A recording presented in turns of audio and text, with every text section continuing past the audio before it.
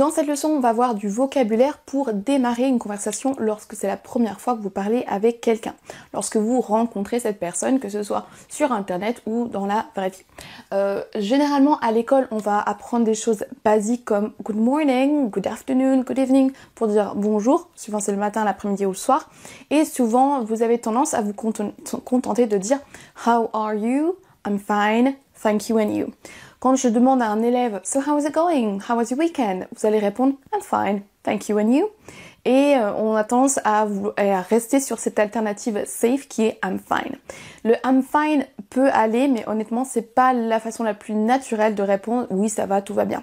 On va voir donc ici des petites choses différentes pour que vous puissiez varier un peu et que vous preniez confiance en vous à l'oral. Donc le fait de réviser d'avance toutes ces petites phrases, de les prononcer plusieurs fois, de vous habituer à les dire va vous aider à changer et à ne pas toujours dire how are you, c'est tout, et I'm fine. Donc déjà, vous pouvez laisser de côté le good morning, good afternoon, good evening. On l'entend dans l'avion, à l'aéroport. Good evening, gentlemen. Good afternoon, ladies and gentlemen, whatever. Le good morning, good evening, good afternoon, vous pouvez pour l'instant laisser de côté parce qu'honnêtement, on l'entend peu. On entend parfois morning tout seul sans le good avant. Afternoon sir, bon après-midi monsieur, mais c'est quelque chose d'assez soutenu qu'on verra plutôt dans les restaurants, dans les boutiques quand on vous accueille et que vous rentrez quelque part. Mais pour une conversation un petit peu plus friendly, essayez plutôt de tourner avec ces trois alternatives. On a donc hello, hello, en pensant à bien prononcer le H, c'est pas hello, hello. Vous avez hi, hi, qui est également poli et qui correspond à la fois bonjour et salut, mais ne pensez pas que hello égale bonjour et hi égale salut. Hi est poli et peut aller dans toutes les circonstances, dans toutes les situations. Vous pouvez vous en servir au restaurant, ailleurs, peu importe. Hi et hello correspondent les deux à bonjour. Si vous voulez une façon un petit peu plus familière et encore un peu plus décontractée pour dire bonjour, vous pouvez utiliser hey, hey. Et là, on se rapproche du salut français. Donc si vous voulez pas faire d'impair, vous pouvez dire hello, hi, et garder le hey pour une situation encore plus décontractée ou si vous avez un âge relativement jeune. Dans les trois cas, pensez bien au H. Hello, hi, hey. On a ensuite comment dire comment ça va. Souvent, vous restez bloqué sur how are you? Et c'est tout. Le fait d'avoir quelques alternatives et de pouvoir varier et de pas penser en français comment ça va, comment allez-vous et de invariablement dire how are you et d'avoir différentes alternatives que vous pouvez utiliser va vous aider à prendre confiance en vous. C'est comme ça que vous allez augmenter votre niveau à l'oral et que vous allez avoir plus de vocabulaire. Ça va vous permettre de modifier un petit peu ce que vous dites. Donc on peut dire tout à fait how are you, mais c'est pas celle qu'on entendra le plus. On peut ajouter doing. So, how are you doing? How are you doing? On n'est pas obligé de prononcer le G à la fin et on entend how are you doing? How are you doing? On a également cette alternative-là qu'on entend très très souvent. How is it going? How is it going? Notez qu'à l'oral, si c'est possible, on va très souvent abréger. Vous entendrez rarement how is it going? En entendant, vous n'entendrez quasiment jamais le is en entier. On dira quasiment toujours how's. How is it going? How is it going? Pour poser donc une question, comment ça va? Comment allez-vous? On a également aussi what's up. What's up. Si vous cumulez hey, what's up, c'est comme si vous disiez salut, ça roule, ou quelque chose comme ça. Donc ces deux-là, faites un peu attention. Si vous dites hey, what's up, c'est à privilégier si c'est vraiment un contexte hyper détendu et c'est assez jeune, on va dire, c'est l'équivalent de salut, ça roule ou salut, ça va. Donc voilà, si vous êtes si vous avez un niveau de langue assez soutenu en français, essayez d'éviter de dire hey, what's up. Donc retenez hello, hi, éventuellement hey, avec une des trois alternatives ici. How are you doing? How are you doing? How is it going? How is it going? Ou what's up? What's up? Donc là, je vous l'ai écrit la forme la plus abrégée possible, mais sachez que la phrase complète, c'est what's up? Qu'est-ce qui se passe? Quoi de neuf? What's up? Et vous l'entendrez parfois dite de cette façon, what's up? Et parfois celle-ci, what's up? Donc vous avez donc trois alternatives pour varier un peu et pensez à changer un petit peu et ne pas rester figé sur how are you? Point. Une petite parenthèse par rapport à cette expression « How do you do ?» How do you do? Que certains d'entre vous ont peut-être vu à l'école, sachez qu'on n'entend quasiment plus. La langue anglaise, comme toutes les langues, évolue. Et il y a des expressions qui sont moins utilisées à l'heure actuelle, d'autres qui arrivent et qui n'existaient pas avant. Donc sachez que how do you do n'est quasiment pas utilisé à l'heure actuelle. On a ensuite les réponses à une question de ce type-là. How are you? How is it going? What's up? Vous pouvez répondre plutôt que de toujours dire I'm fine, qui veut dire oui, ça va plutôt bien, ça va. Qui peut être utilisé, que vous allez parfois entendre, mais honnêtement, c'est pas du tout la phrase qu'on entendra le plus et ce qui sera le plus naturel et le plus utilisé. Vous pouvez utiliser une de ces alternatives basiques, I'm good. I'm good, qui veut dire ça va, je me sens bien, tout va bien. Vous pouvez aussi rajouter pretty. I'm pretty good. Ça va plutôt bien. Ici, le pretty veut pas dire mignonne, jolie. Comme c'est le cas quand c'est un adjectif, she is pretty, he is pretty, il ou elle est mignon, mignonne. Là ici, I'm pretty good. Vous l'entendrez très souvent, ça veut dire ça va plutôt bien, ça va. Dans l'ensemble, ça va bien. I'm good, I'm pretty good. I'm alright. Ça va, c'est ok, tout va bien. I'm alright.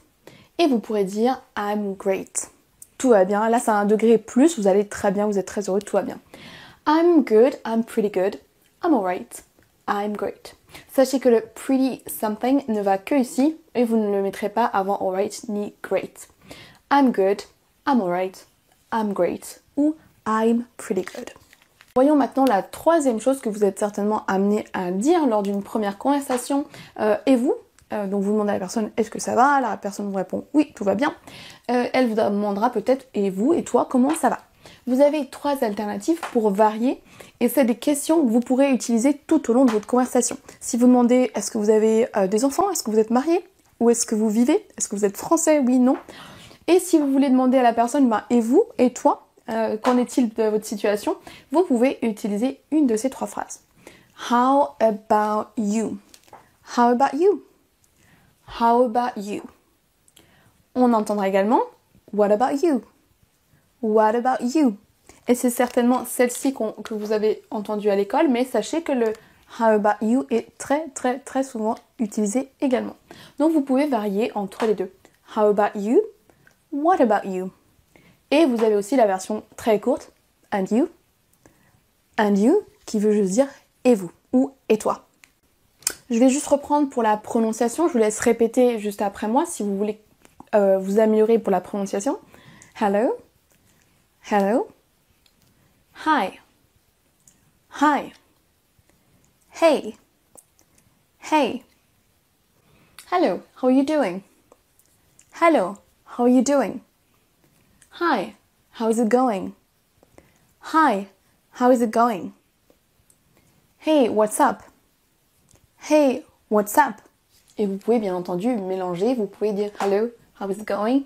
Hey, how are you doing? Vous pouvez clairement les mélanger. On a ensuite la réponse I'm good. I'm good. I'm pretty good. I'm pretty good. I'm alright. I'm alright. I'm great. I'm great. Sachez que le alright sera l'équivalent de ça va, pas mal. Good, ça va un petit peu mieux. Et great, on est encore au-dessus et là ça va très bien. On a ensuite how about you? How about you? What about you? What about you? And you? And you? On a ensuite quelque chose de très classique. Lorsqu'on rencontre quelqu'un pour la première fois, on va souvent vouloir lui dire enchanté, ravi de faire votre connaissance. Vous n'êtes pas 100% obligé de dire ce genre de phrase au début, mais si c'est opportun dans la conversation et que vous voulez dire enchanté, ravi de faire votre connaissance, vous avez le choix entre ces différentes alternatives.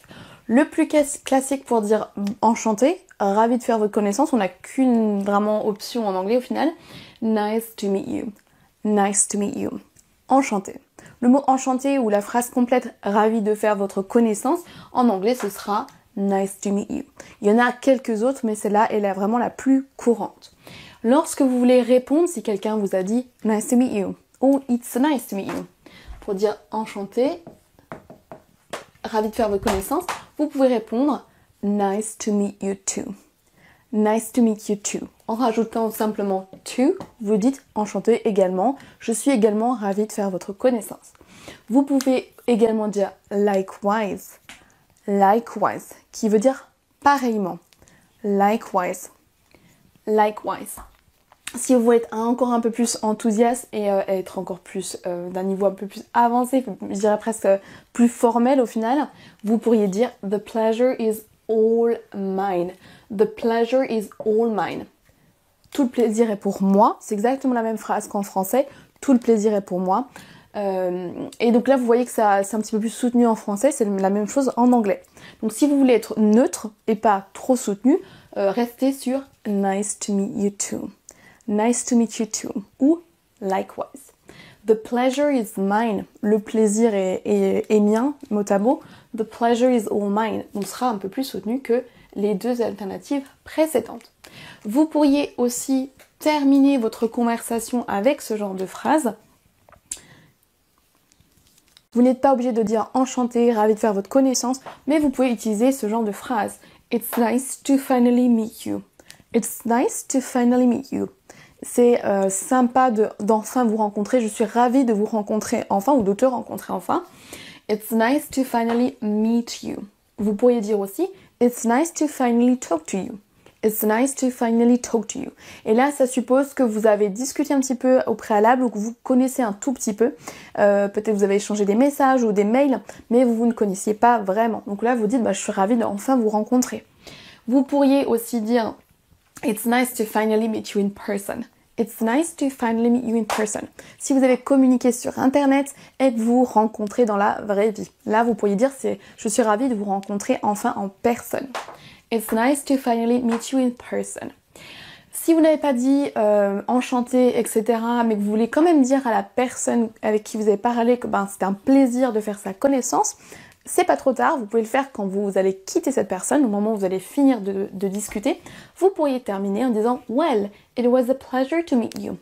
Well, it was a pleasure to meet you. » Donc le « well », c'est une façon de clôturer la conversation. Bon, donc, voilà, quelque chose comme ça. C'était un plaisir de vous rencontrer. Et même si vous avez dit enchanté au début, vous pouvez tout à fait redire ça pour finir en disant, voilà, j'étais vraiment content de vous rencontrer et de faire votre connaissance. Vous pourriez donc dire, well, it was a pleasure to meet you. It was a pleasure to get to know you. It was a pleasure to get to know you. C'était un plaisir de faire votre connaissance, d'apprendre à vous connaître un petit peu mieux. Et là, vous pourriez aussi ajouter better.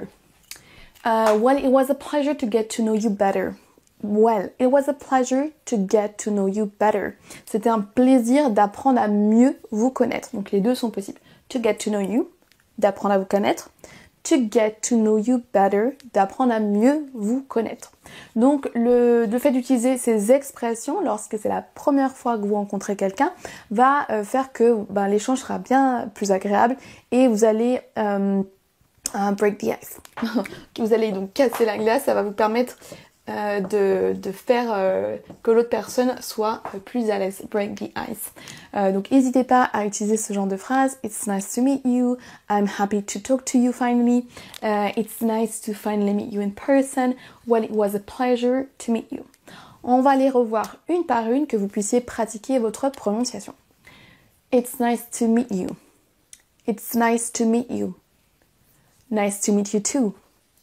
Nice to meet you too. Likewise. Likewise. The pleasure is mine. The pleasure is all mine. It's nice to finally meet you in person. It's nice to finally meet you in person. It's nice to finally talk to you. It's nice to finally talk to you. Well, it was a pleasure to meet you. Well, it was a pleasure to meet you. It was a pleasure to get to know you better. It was a pleasure to get to know you better. Ensuite, pour clôturer une conversation où vous avez parlé de tout et de rien, vous pourriez dire « It was nice to chat with you ». « It was nice to chat with you ». Et vous pourrez également dire « It was nice chatting with you ». Vous pouvez utiliser soit la base verbale, soit ing, à vous de choisir, les deux sont possibles. It was nice chatting with you. It was nice to chat with you. C'était sympa de papoter, de discuter. Donc c'est quelque chose que vous pouvez également dire au moment où vous allez vous quitter. Vous pourriez également dire see you ou see ya. On abrège souvent you en ya. Donc c'est souvent, on l'entendra souvent à l'oral. See ya, see you. Les deux sont possibles. On a également talk to you next time. Talk to you next time. On se parle, mot à mot, on se parle la prochaine fois. Vous pouvez aussi dire quand ce sera. Well, talk to you next week. Talk to you next week. Si vous savez quand vous allez reparler ensemble. Talk to you later. À plus, on se parle plus tard, mot à mot. Talk to you later. Pour dire vraiment au revoir, évitez de dire goodbye parce que c'est très formel. C'est comme le good morning, good evening, good afternoon et I'm fine. Ça existe en anglais clairement, hein, mais c'est pas du tout ce qu'on utilisera le plus à l'heure actuelle. Donc préférez un bye plutôt qu'un goodbye. Le bye sera beaucoup plus utilisé et naturel à l'heure actuelle. On répète donc chaque phrase une par une. It was nice chatting with you. It was nice chatting with you. It was nice to chat with you. It was nice to chat with you. See you. See ya. Talk to you next time. Talk to you next time. Et notez que pour la prononciation, on ne dit pas next time, mais bien next time. Talk to you next week. Talk to you next week. Talk to you later. Talk to you later. On se parle plus tard, à plus. Notez que les Britanniques vont dire later, later, et les Américains vont dire later, later. Moi, j'ai personnellement un accent américain, donc je vais prononcer comme un D, mais vous pouvez tout à fait prononcer comme un T. Mais notez que le R, on ne l'entendra pas. On ne dira pas later, comme ça. Les Américains vont rouler le R, later. Et les Britanniques vont pas du tout le prononcer. Later, later. Si vous voulez vous familiariser avec ce ER, la prononciation de ce ER, je vous conseille d'aller noter later dans Word Reference et d'écouter. Vous allez voir que vous n'entendrez pas de later, de R comme on le prononcerait en français. On a ensuite à la fin bye, bye. Maintenant, c'est à vous de jouer. Essayez de vous familiariser avec ces phrases et retenez-en quelques-unes, 2 ou 3 maximum, qui sont nouvelles. Pas forcément que vous ne connaissiez pas, mais que vous n'aviez pas l'habitude d'utiliser. Essayez de vous mettre un peu en danger, de sortir de votre zone de confort et de tenter d'autres alternatives. De ne pas toujours tourner en rond avec How are you? I'm fine. Thank you and you. Essayez de varier un peu, vous allez voir que vous allez vraiment prendre confiance en vous et ça, votre discours va être bien plus élaboré si vous pensez à utiliser des alternatives comme How is it going? Yeah, I'm pretty good. I'm alright. Bye, see ya. Ou des choses comme ça. Alors maintenant, c'est à vous de jouer, à pratiquer tout ça.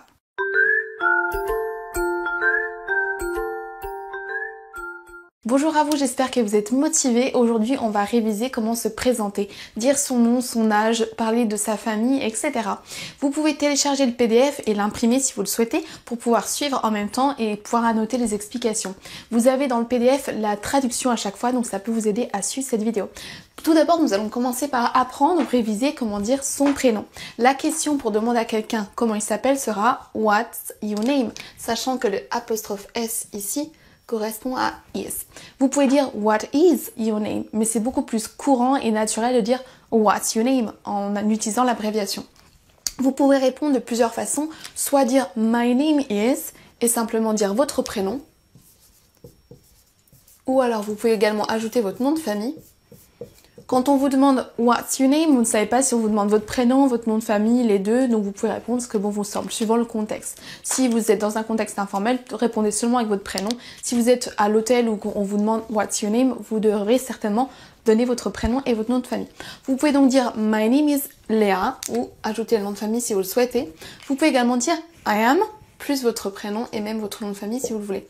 Tout ça, mot à mot, ça veut dire je suis Léa. En français, on dira jamais ça, mais en anglais, c'est très courant. Privilégiez peut-être la forme contractée, I'm Léa, pour être plus naturel. Donc, what's your name? My name is Léa, I'm Léa. Vous pouvez également dire my first name is Léa. Si vous voulez vraiment préciser que c'est votre prénom, si vous êtes par exemple à l'hôtel ou dans un contexte professionnel où vous êtes par exemple sur le point de prendre un avion, on vous demande votre prénom, vous voulez bien préciser, faire la distinction entre votre prénom et votre nom de famille. My first name is Léa. Donc pour dire le prénom, first name. Vous avez ensuite 3 alternatives pour parler de votre nom de famille, soit my surname, my family name ou my last name. Vous pouvez également, s'il y a des contextes où on vous demandera votre nom de famille, on vous dira par exemple what's your surname? Faites attention, surname est un faux ami. Ça ne veut pas dire un surnom, mais bien un nom de famille. Pour dire surnom, il faudra utiliser ce mot-là, nickname. Votre nickname, c'est votre surnom. Donc si on vous demande what's your surname, what's your family name, what's your last name, on vous demande votre nom de famille.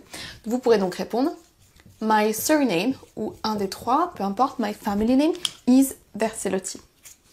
Nous avons ensuite could you spell that please? Could you spell that please? Ou could you write it down? Could you write it down? On sera peut-être amené à vous poser cette question si votre prénom ou votre nom de famille n'ont pas une sonorité anglophone et qu'on a du mal à l'écrire. Si la personne vous demande could you spell that please, elle vous demande est-ce que vous pourriez épeler. Si elle vous demande could you write it down please, could you write it down, elle va vous demander de l'écrire. Si la personne a du mal à orthographier votre prénom ou votre nom de famille. On a ensuite sorry I didn't catch your name. Sorry, I didn't catch your name. To catch veut normalement dire attraper, mais ici, I didn't catch your name, je n'ai pas saisi votre prénom ou votre nom de famille. Vous pouvez dire ça juste après que la personne se soit présentée ou plus tard dans la conversation. Si par hasard, vous n'avez pas forcément retenu le prénom de la personne, ce sera la façon la plus polie de le demander une deuxième fois. Pour demander l'âge à quelqu'un, on va utiliser la question How old are you? Notamment, how old veut dire comment vieux. Notez qu'on utilise le verbe être pour parler de l'âge. Quand vous dites en français j'ai tel âge, en anglais on va devoir dire je suis tel âge. Vous allez donc dire I am ou alors avec la contraction I'm plus votre âge. Sachez que vous pouvez dire seulement le chiffre derrière sans ajouter rien du tout. Si vous dites I'm 31, vous dites j'ai 31 ans. Vous pouvez également dire I'm 31 years old. I'm 31 years old. Attention, beaucoup font l'erreur de dire I'm 31 years en calquant sur le français.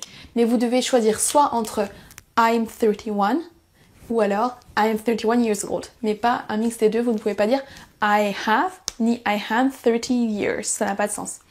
Ensuite, si vous avez bientôt votre anniversaire ou que vous avez 39 ans et que l'année d'après vous avez 40 ans, vous voulez dire l'an prochain j'aurai 40 ans, vous pouvez utiliser cette tournure.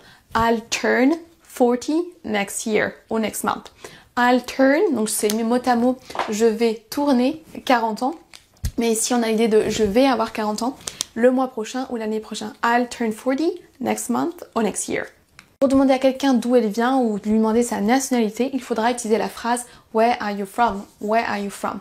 Si c'est clair que la personne est par exemple américaine, qu'elle vient des États-Unis, la personne va vous répondre d'où elle vient en parlant de la région ou de l'état d'où elle vient. Par exemple, I'm from California. I'm from New York or I'm from Los Angeles. Elle va vous donner l'endroit précis. Donc avec la question Where are you from? Vous pouvez répondre votre nationalité si c'est ça qu'on vous demande ou alors d'où vous venez en France ou du pays d'où vous venez. Par exemple, vous pourriez répondre I'm French, I'm Swiss, I'm Canadian, I'm American. Vous pouvez répondre avec votre nationalité. Vous pourriez dire également I'm from France ou from France. Vous sachez que vous pouvez dire les deux, France ou France. Vous avez le choix entre les deux, donc prenez ce qui vous correspond le mieux, qui vous plaît le mieux. Vous pouvez également dire I'm from Paris, I'm from Dijon, I'm from Normandie, whatever. Vous pouvez répondre le pays, la région ou la ville d'où vous venez. Pour demander à une personne où est-ce qu'elle vit, on utilisera la question Where do you live? Where do you live? Vous pourrez répondre avec la ville ou le pays où vous vivez. I live in Besançon, I live in France ou I live in France.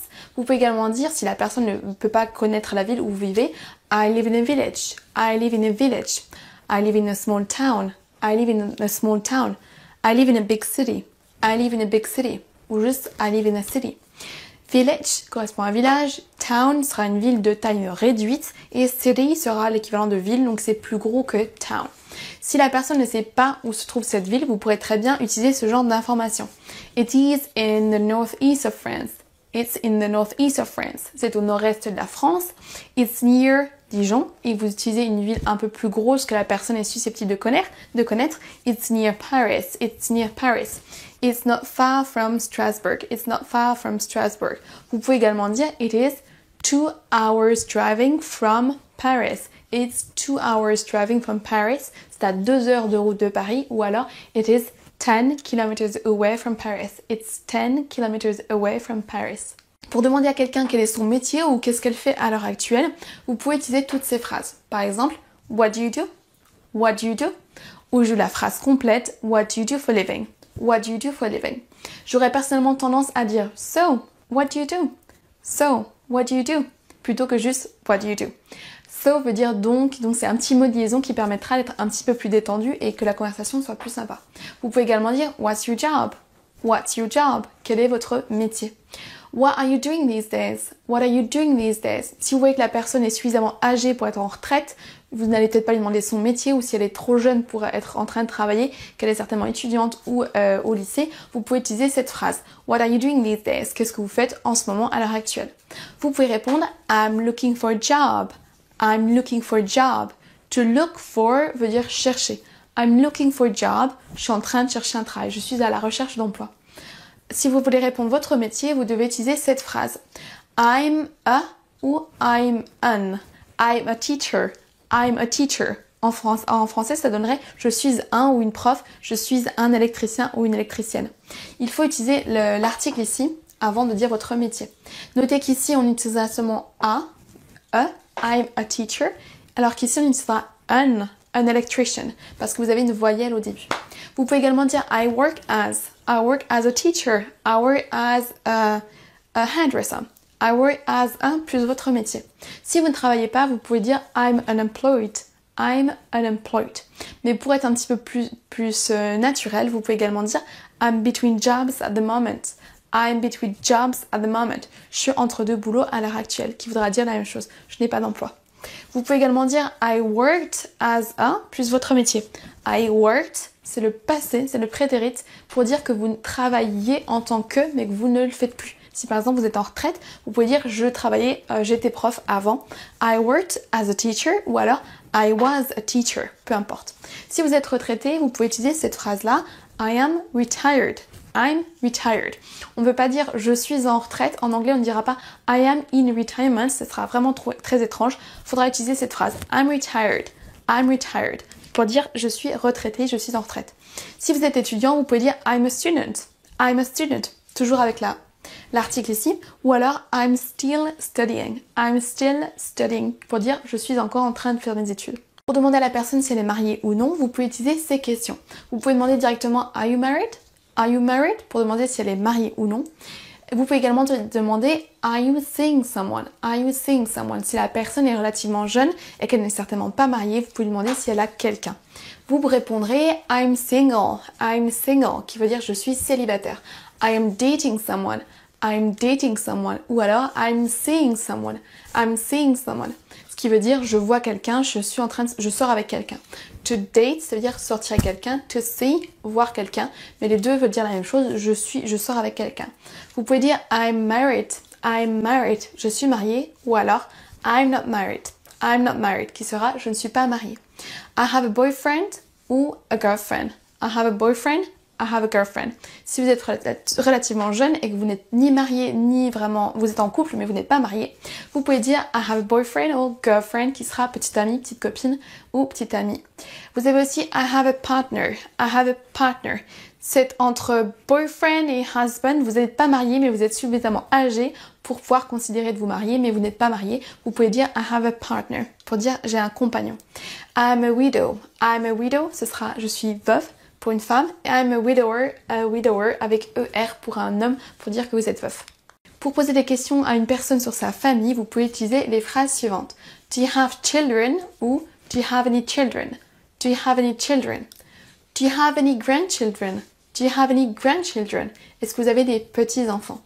Do you have any brothers and sisters? Do you have any brothers and sisters? Est-ce que vous avez des frères et sœurs? Vous pouvez répondre I don't have any children. I don't have any children. J'ai rajouté N ici. I don't have children. I don't have any children. Les deux sont possibles. Si vous voulez dire pas encore, vous pouvez dire I don't have children yet. I don't have children yet. En ajoutant yet ici, vous dites que vous n'en avez pas encore. Vous pouvez dire que vous en avez. I have 3 kids. I have 3 kids. Vous pouvez utiliser le mot kids ou le mot children. Dans certains contextes, kids sera plutôt traduit par gosse, mais ici, si vous dites I have 3 kids, ce sera tout à fait poli. Vous pouvez également dire I've got 3 kids. Ce sera la même façon pour dire, ce sera pareil que lorsque vous dites have. I have 3 kids or I've got 3 kids. Vous pouvez dire également I have 3 grandchildren. I have 3 grandchildren. J'ai 2 petits-enfants. I have 1 sister and 2 brothers. I have 1 sister and 2 brothers. Si vous n'avez pas de frères et sœurs, vous devrez utiliser cette expression-là. I am an only child. I'm an only child.